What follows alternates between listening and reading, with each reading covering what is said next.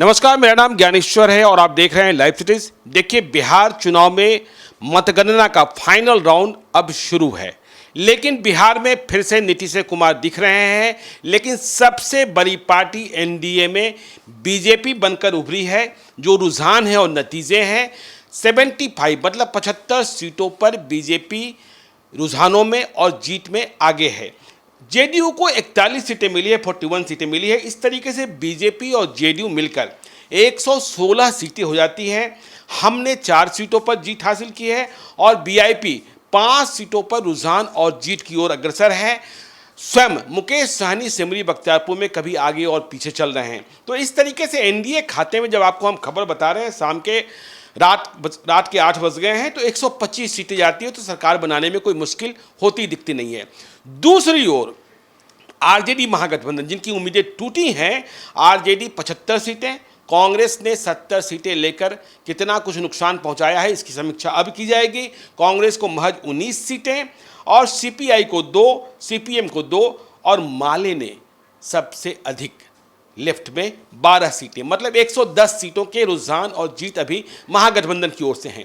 लेकिन समझने की बात यह है कि एनडीए में जेडीयू और बीजेपी को मिलाकर अभी रुझान और जीत में सिर्फ 116 सीटें होती हैं। मतलब जो मैजिक फिगर है 122, उससे 6 सीटें दूर। तो इस तरीके से यदि हम देखें तो हम और बीआईपी, जीतन राम मांझी की पार्टी हम और मुकेश सहनी की पार्टी बीआईपी, ये दोनों पार्टियां किंग मेकर की भूमिका में आ जाती है कि ये दोनों पार्टियां, अब इन दोनों पार्टियों को साथ रखना बीजेपी और जेडीयू की मजबूरी है, जरूरी है आप कह सकते हैं। और इसी कारण से इनके विधायकों की पहरेदारी शुरू हो गई है। जो जहां जीते हैं वो कहीं इधर उधर न जाएं, इसका ख्याल रखा जा रहा है बीजेपी और जेडीयू की ओर से। अभी देखिए, मुख्यमंत्री नीतीश कुमार के आवास पर हाई लेवल मीटिंग चल रही है। इस मीटिंग में नित्यानंद राय, संजय जायसवाल, सुशील मोदी और भूपेंद्र यादव, तमाम लोग बैठे हैं, जिसमें आगे की रणनीति की चर्चा हो रही है। 8 अन्य भी देखिए, जिनमें 5 ओवैसी की पार्टी है। देखिए, जो ओवैसी की पार्टी से 5 जीते हैं वो सभी के सभी मुस्लिम हैं। इसलिए माना जा रहा है कि कभी सत्ता का संतुलन गड़बड़ हुआ तो ये जीते हुए जो ओवैसी की पार्टी के लोग हैं महागठबंधन की ओर जा सकते हैं। देखिए, कांग्रेस ने जो नुकसान पहुंचाया महागठबंधन में, या फिर चिराग पासवान ने जो नुकसान पहुंचाया जेडीयू को, जिसके कारण उनका नंबर काफ़ी कम हुआ है, उतना ही फायदा एनडीए को ओवैसी की पार्टी ने सीमांचल में पहुंचा दिया। तो 5 सीटें ओवैसी की पार्टी एआईएमआईएम को, 1 निर्दलीय सुमित सिंह जीते हैं चकाई में, फिर बसपा को 1 सीट मिली है और लोजपा के राजकुमार सिंह मटिहानी में चुनाव जीत गए हैं बोगो सिंह को हरा करके। तो ये 8 इधर आ जाते हैं, 110 और 8। इसके बाद भी महागठबंधन, यदि हम मान लें कि 8 के 8 भी महागठबंधन के तरफ खड़े हो जाते हैं, तब भी उनकी सरकार बनती नहीं है। इसलिए जो हम और बीआईपी है वो बिल्कुल किंग मेकर की भूमिका में है। जीतन राम मांझी स्वयं भी इमामगंज से चुनाव जीत चुके हैं। मुझे नहीं लगता कि जीतन राम मांझी नई सरकार में कोई मंत्री बनना चाहेंगे। लेकिन बीआईपी के मुकेश सहनी, आपको पता है कि ये हम और बीआईपी दोनों पार्टियां पहले महागठबंधन में थी, बाद में इधर आई हैं। अब ये अपनी ताकत को समझेंगे और हम में जो जीते हुए लोग हैं उनमें से अधिकांश लोग हैं जो जीतन राम मांझी के परिवार के हैं।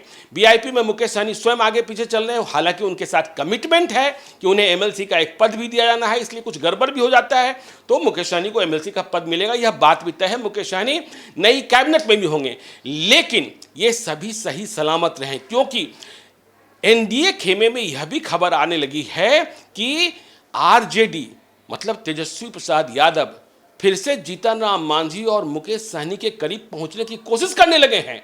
और यह कहा जाने लगा है कि हम आपको डिप्टी सीएम भी बना सकते हैं। मतलब जीतन राम मांझी के बेटे संतोष मांझी जो विधान परिषद के सदस्य हैं, उनको भी डिप्टी सीएम बनाया जा सकता है और मुकेश सहनी की पार्टी में भी किसी को डिप्टी सीएम बनाया जा सकता है। इसलिए एनडीए के भीतर चौकसी बढ़ गई है और इस बात का ध्यान रखा जा रहा है कि मुकेश सहनी की पार्टी, बीआईपी और हम पार्टी के जीतन राम मांझी के जो विधायक हैं वो कहीं हिले डुले नहीं, बिल्कुल सलामत रखें। उन्हें कहीं रखने की व्यवस्था की जा रही है, उन्हें सुरक्षित किए जाने की व्यवस्था की जा रही है।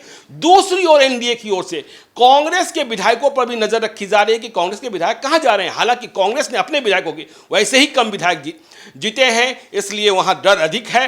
कांग्रेस ने अपने विधायकों के लिए, खबर आ रही थी सुरजेवाला और तमाम लोग व्यवस्था में लगे हैं उन्हें बिहार के बाहर भी ले जाया जा सकता है।